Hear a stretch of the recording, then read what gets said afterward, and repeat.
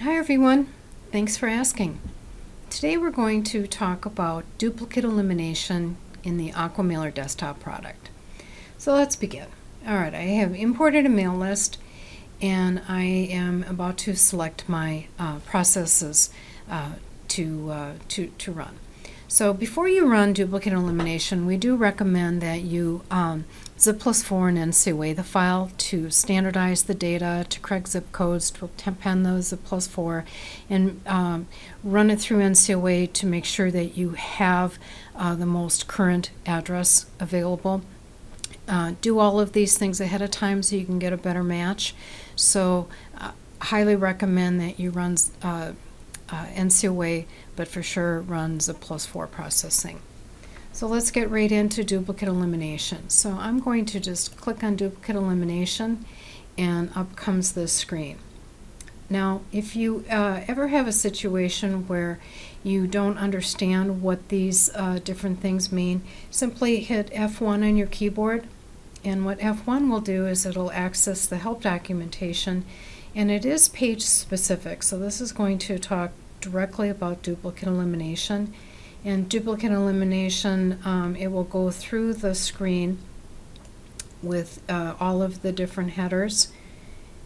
It'll give you more details about exactly what's happening and what these things mean. And if you want to drill down a little bit further, you can click on the blue hyperlink and get more information about it.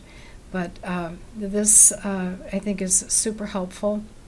It describes what happens during the match, what happens after the match, and then what types of fields you get post-processing. So take a moment and review that. Well, let's begin with an example here. So match criteria.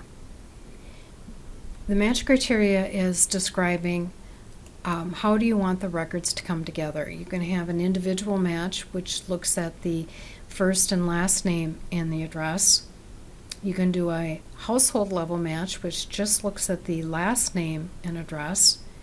You can do a company name and address, an address only match, or you can create a custom match where you are identifying a field on your file, such as like a customer number, and identify that as the match criteria.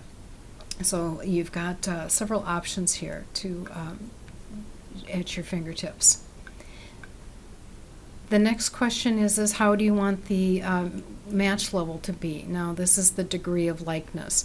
So it can either be an exact match, so character per character, or you can loosen it up and allow more matches to come together by choosing either a close or a very close match.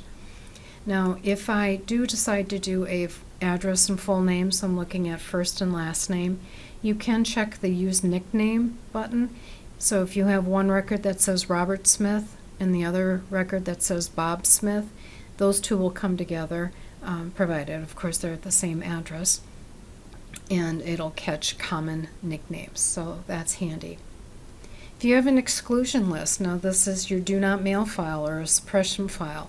You know that if somebody contacts you and says please do not mail to me anymore, you want to make sure you honor that, and you sometimes will create an exclusion list or suppression file. So the exclusion list can be added here. You would simply browse for the additional file. We also recommend that the file has been run through zip+4 and NCOA to make sure that it's going to be a better match, and then you simply add the file. If you have a priority field on your file, let's say you brought in multiple mail lists and you want to keep the ones over the twos or the house records over the prospect records, you can identify that in your priority field, and you can establish what that matches. So that's a nice feature. Data consolidation is also handy. So if you have two records that are going to come together but one has more information on it, like an email address, you don't necessarily want to drop that additional information, so you can do a data consolidation afterwards and save that. So data consolidation is pretty handy.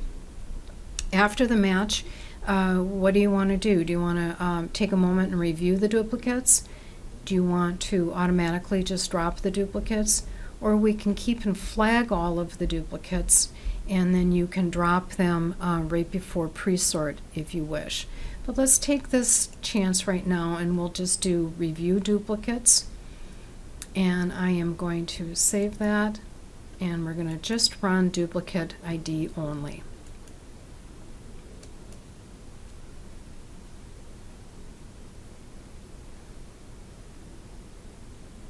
All right, so here are my results. Let's make this a little bit bigger.